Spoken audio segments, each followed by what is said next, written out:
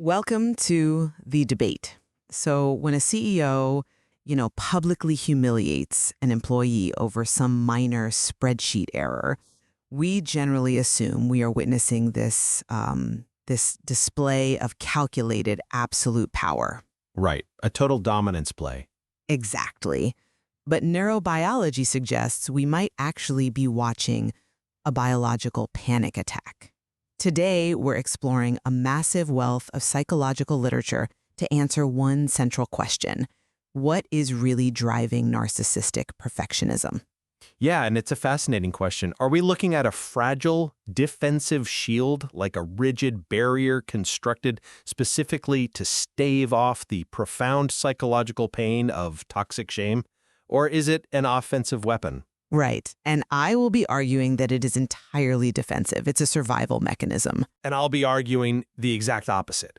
I believe it's a polished, offensive tool used deliberately to subjugate others, secure dominance, and, maintain this unearned throne. Okay, well, to really grasp the defensive side, we have to understand what clinical theorists, like Otto Kernberg, for example, mean when they describe a split intrapsychic structure. The classic psychoanalytic model. Exactly. So think of the narcissist's psyche like a house, right? The facade is this heavily fortified, glittering mansion, but the foundation is made of completely rotting wood. Okay, I like the analogy. And the narcissist consciously identifies only with the mansion. They completely dissociate from the rot. And that rot is preverbal, toxic shame. I say preverbal because this is often a trauma or a deficit that occurs way before the brain even has the language to process it. Meaning they can't even articulate it. Right. It isn't a cognitive thought like, oh, I did something bad. It is this entirely somatic, physiological feeling of, I am fundamentally defective. And because that feeling is quite literally intolerable, they build a load-bearing wall of absolute perfectionism. To keep the house from collapsing. Precisely. If they admit to a single flaw, like if they remove even one brick of perfection, the entire roof of their self-worth just collapses into that pit of shame. So whether we're talking about, vulnerable narcissists hiding their flaws or grandiose narcissists projecting them onto subordinates, the mechanism is defensive survival. See, that psychoanalytic assumption, this idea that beneath every arrogant exterior is a wounded, broken child, it's a deeply comforting narrative for society. But I argue it is fundamentally flawed. Flawed how? It's the basis of decades of clinical work. Sure, but we don't actually need to invent a hidden rot when the empirical data points to a much simpler, highly instrumental reality. Narcissistic perfectionism is a learned behavioral strategy. These individuals aren't building a wall to prevent a collapse. They are constantly expanding an empire. I don't see how you can ignore the vulnerability, but go on. Well, I rely heavily on recent longitudinal data showing that narcissism isn't actually born from a lack of warmth or hidden neglect. It comes from parental overvaluation. They are taught from day one that they are just inherently superior to the rest of the world. Which miscalibrates them entirely. Exactly. So by the time they reach adulthood, they deploy these impossible standards as a weapon of narcissistic rivalry. They don't demand flawlessness out of some desperate fear of exposure. They demand it to devalue you, to keep you off balance. It's an offensive posture, through and through, to secure their own hierarchical status. Okay, well, the developmental origins are exactly where this debate has to begin. Because if you're claiming they aren't defending against an injury, you have to explain how they get so severely miscalibrated in the first place. Oh, I can explain exactly how they get miscalibrated. Let's look at the landmark PNAS study by Eddie Brumelman and his colleagues. This was really the first prospective longitudinal evidence actively testing that psychoanalytic mask model against social learning theory. Right. They tracked, over 500 children? Yeah, 565 children between the ages of 7 and 12. Which is precisely the developmental window when kids first acquire the cognitive ability to engage in global self-evaluation, right? And social comparison. Exactly. That's why the age range is so important. So over 4 waves, each 6 months apart, the researchers measured parental warmth, parental overvaluation, child self-esteem and child narcissism. But how do you objectively measure overvaluation versus warmth in a house? That's the brilliant part. So parental warmth looks like spending time offering affection, appreciating the child as a person. Overvaluation, however, is a parent genuinely believing their child is God's gift to humanity. To test this, they asked parents if their child was highly knowledgeable about completely fabricated topics. Oh, the fake knowledge test. Yes, topics like Queen Alberta or the tale of Benson Bunny. Completely made up. And the parents who overvalued their children routinely claimed their kids were absolute experts in these fake subjects. Wow. I mean, that really shows the depth of the delusion. It does. And the results of the study were definitive. Narcissism was predicted solely by parental overvaluation, not by a lack of parental warmth. Parental warmth actually cultivated healthy self-esteem. So these children aren't building a psychological shield against a cold, neglectful environment. They're just internalizing a heavily inflated view of themselves. They're miscalibrated to believe they are literal royalty. Wait, let me stop you right there. We are basing a massive theoretical shift, literally discarding decades of clinical consensus on developmental trauma, on a study of 7-year-olds where the data relies heavily on self-reported surveys from parents who are, by the study's own admission, completely delusional? Well, the self-reporting is a limitation, yes, which is why the study used multiple informant reports. They cross-referenced the parent surveys with the child's own behavioral assessments over 2 full years. Even so? The longitudinal nature of it, showing the chronological cause and effect, makes it highly robust. The overvaluation preceded the narcissism. Okay, even accepting the data, your interpretation completely ignores what happens when that child actually has to interact with the real world. Overvaluation doesn't build unshakable confidence. It builds what I call a glass fortress. A glass fortress? Yes. It's tall, it's imposing, it sparkles in the sun, but it is entirely fragile. A child raised with healthy warmth develops a horizontal view of themselves. You know, I am worthy and my peers are worthy. But parental overvaluation creates a vertical hierarchy. They have to be at the top. Right. The child believes they must be above others to have value. So what happens when that kid gets a B- on a math test or doesn't make the soccer team? Well, they blame the teacher or the coach. They externalize it. They externalize as a defense. The moment that child encounters real-world failure, they experience catastrophic cognitive dissonance. The reality of their own normal human limitation violently strikes the glass fortress, and it fractures. I see what you're saying, but And that cognitive dissonance, the gap between the impossible standard they were given and their actual flawed reality, that is the very genesis of the vulnerability and the toxic shame we see in adult clinical settings. They have to employ rigid perfectionism because it is literally the only way to hold the glass together. okay, but if your glass fortress theory is correct, and these individuals are just terrified of shattering, we should see that terror amplify when they reach high-stakes environments, right? Like corporate leadership. But when we actually look at the boardroom, we don't see fragile leaders cowering from failure. They don't cower, no. Grandiose narcissists possess low neuroticism and high extroversion. When they face a threat to their ego, they don't retreat, they attack. That attack is a reflex. It is not a calculated strategy. It's a biological panic response. And we can actually see this in the neurobiological mapping of a narcissistic injury. You're talking about the brain scans. Yes, research in social cognitive neuroscience shows that for these individuals, social rejection or failure triggers the exact same neural circuits as physical pain. You're referring to the activation of the dorsal anterior cingulate cortex. Exactly, and the anterior insula. So think of the brain's salience network like a switchboard operator. Its whole job is to decide what we pay attention to. In a healthy brain, when criticism comes in, say a boss points out a mistake in a report, the switchboard routes it to the logic and regulation centers to evaluate it. To figure out if it's valid. Right, and the brain motivates pro-social repair. We feel a little guilt, we apologize, we fix the spreadsheet. But neuroimaging shows that in narcissistic individuals, there is profound dysfunction in the right anterior insula. Their switchboard is completely broken. Meaning they misinterpret the signal. Worse than misinterpret. Criticism doesn't even get routed to logic. It bypasses logic entirely and triggers a fire alarm in the pain center. It is interpreted as a literal threat to their core identity. That sounds intense. It is. Because of this dysfunction, their default mode network stays chronically active, locking their attention entirely on the self. They literally cannot switch into an empathetic, externally focused state in that moment. So when you see that narcissistic leader aggressively dismantling an employee for a minor error, you aren't seeing a calculated display of dominance. You think it's just panic. The shame is threatening to surface, and that externalized rage, that cold anger, is an involuntary reflex. They aren't executing a power play.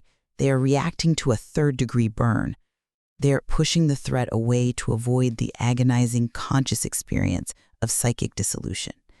I mean, I'm sorry, but mapping an fMRI scan of a brain inside a tube to a complex, highly orchestrated social behavior like workplace devaluation is a massive leap. It's observable neurobiology. It's highly interpretive. Neuroimaging relies on correlational blood flow.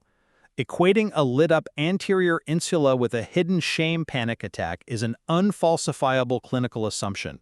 It takes a highly effective, deeply destructive strategy of dominance and just reframes the abuser as a victim of their own biology. It doesn't excuse the behavior at all. It just explains the mechanism behind the rigidity. But the mechanism is much better explained by intentional behavioral frameworks. Let's look at the spin model, status pursuit in narcissism. This model posits that navigating social hierarchies requires balancing two motives: getting ahead, which is status, vision, dominance, and getting along, which is collaboration, empathy, relational care. Right. Narcissistic perfectionists are heavily, almost exclusively biased toward getting ahead. At the expense of literally everyone around them. Precisely. Let's ground this in a recognizable reality. Think of the mid-level manager who takes all the credit for a team's successful quarterly presentation, just soaking in the praise from the executives. But the second an executive points out a critical flaw in the financial projections, that manager doesn't freeze in a biological panic. They deflect. They instantly, smoothly, and deliberately throw their subordinate under the bus. "Oh, my associate was supposed to double-check those figures. I'll have a serious talk with him." That is the spin model in action. They are sacrificing getting along to preserve getting ahead. That isn't a panic attack. That is systematically eliminating a threat to their hierarchy. Okay, but if it's merely a functional strategy for dominance, why the absolute paralyzing rigidity?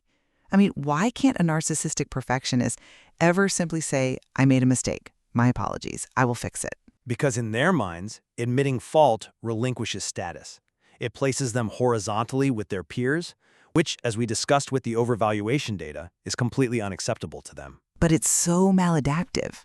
Look at the research on risk-taking among grandiose leaders. Narcissistic pharmaceutical CEOs in the biotech space are known for adopting incredibly novel, highly risky strategic initiatives.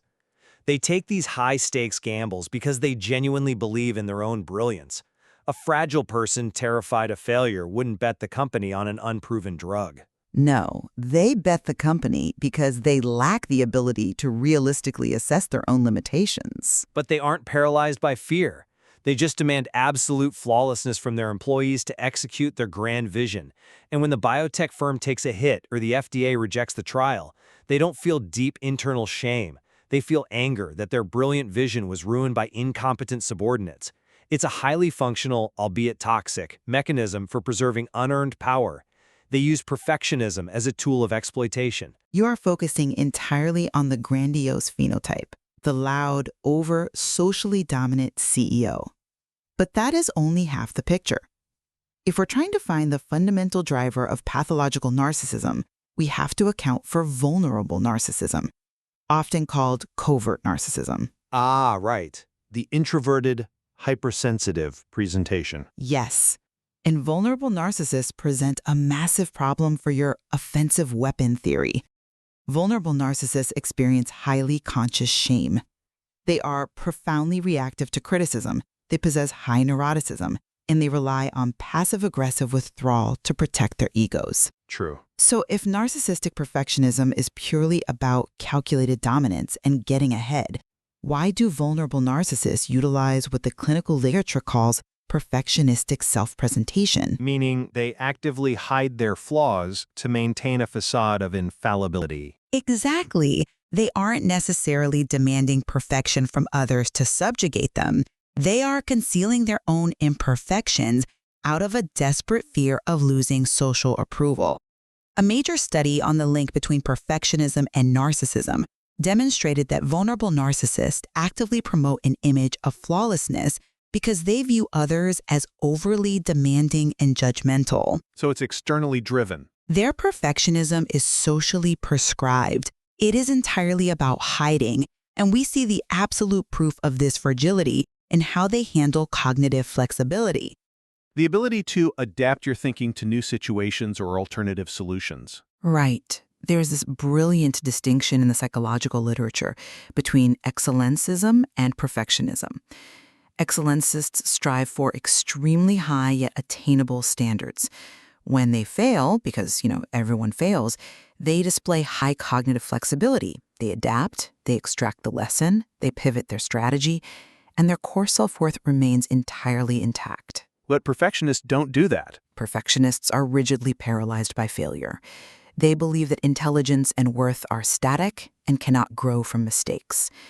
If narcissistic perfectionism were merely a weapon of dominance, they would be able to adapt their strategies when they fail to maintain their status. But they can't. The rigidity proves the fragility. They cannot tolerate the uncertainty of adaptation because any imperfection threatens their very psychological survival. Okay, I will concede that vulnerable narcissism presents a much clearer picture of defensive fragility. The internal mechanism there is visibly oriented around fear of exposure. But I argue that we cannot conflate the underlying motivation of the vulnerable narcissist with the motivation of the grandiose narcissist, even if the behavioral output, a rigid demand for perfection, looks similar on the surface. Why not? Many modern psychodynamic models suggest they are literally two sides of the exact same coin. The grandiose narcissist is just more successful at suppressing the vulnerability. Because the empirical outcomes don't support them being the exact same coin. Let's look at the concept of narcissistic rivalry. The research splits narcissism into two related strategies to maintain the self. Narcissistic admiration, which is the look how great I am path of self-promotion, and narcissistic rivalry, which is the everyone else is beneath me path. Right. Narcissistic rivalry pairs perfectionistic standards with a hostile, antagonistic view of others. It is deeply rooted in contempt for people who don't measure up to their impossible standards. Contempt is not a fear-based emotion. It is an offensive posture. But contempt is widely recognized as a secondary emotion. It's a psychological defense mechanism used to distance oneself from vulnerability. If I hold you in contempt, your criticism of me can't hurt me. Or, contempt is simply the natural byproduct of learned entitlement. Let's go back to the origins. The researchers noted that narcissism tends to drive perfectionism, not the other way around. Perfectionism gets recruited to serve the inflated ego. It becomes a yardstick used exclusively to measure self-worth against others. And every time the goal is hit, the bar goes up. It never ends. Exactly. That isn't a defensive wall holding up a fragile house. That is an ever-expanding empire, and the collateral damage is entirely externalized.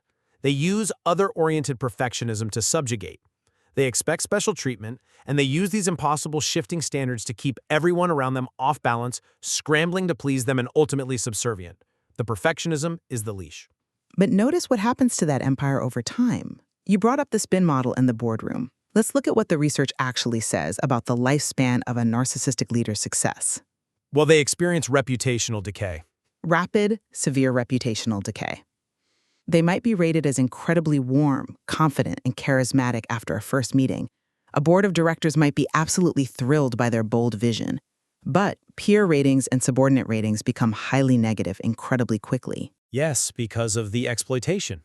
The constant exploitation, taking credit for others' work, the severe deficit in empathy, it catches up to them. Their inability to get along completely destroys their ability to get ahead. And I argue that this inevitable self-sabotage is the ultimate proof of a dysregulated defensive structure. Wait, how does self-sabotage prove defensiveness? Because a truly calculated offensive strategist would realize that baseline collaboration is mathematically necessary for long-term survival. A true Machiavellian operator knows when to compromise, but the narcissistic perfectionist cannot compromise because collaboration requires vulnerability. It requires admitting that you don't have all the answers. Ah, I see. The absolute rigidity of their perfectionism, the literal inability to simply say, I made a mistake, let's pivot, reveals a profoundly dysregulated self-structure. It is a house of cards that cannot survive the reality of human fallibility. Their defense mechanism ends up destroying the very status they were trying to protect. I hear your point about self-sabotage, but let's look at the actual damage inflicted on the real world before that house of cards falls. The data strongly supports a learned behavioral framework where narcissistic perfectionism is a tool of entitlement. These are individuals who were taught they were superior, who internalize that overvaluation, and who genuinely believe they are above customary rules and societal norms. I don't disagree about the harm. Right.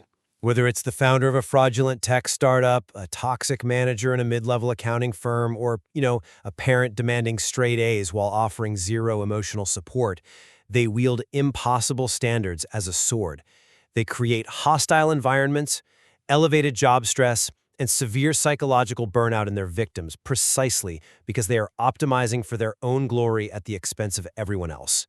To call this a defensive shield really minimizes the volitional harm-doing at play. They are actively choosing a strategy of devaluation to maintain an unearned throne. It is absolutely true that the harm they cause is monumental. And perhaps that is where our two perspectives ultimately converge. Because regardless of the internal mechanism, whether it's an involuntary biological reflex to toxic shame caused by a broken salience network or a calculated strategy of entitlement born from parental delusion, the interpersonal impact is universally destructive. Absolutely, because what they are ultimately destroying is the very psychological environment required for genuine human connection, adaptability, and organizational success. They actively shut down cognitive flexibility. They punish the healthy excellencyism that allows teams to innovate, take healthy risks, and actually learn from their inevitable mistakes. By demanding absolute perfection, they just create a paralyzed ecosystem of fear. And that fear shuts down the neurobiological pathways for empathy and creativity in everyone around them.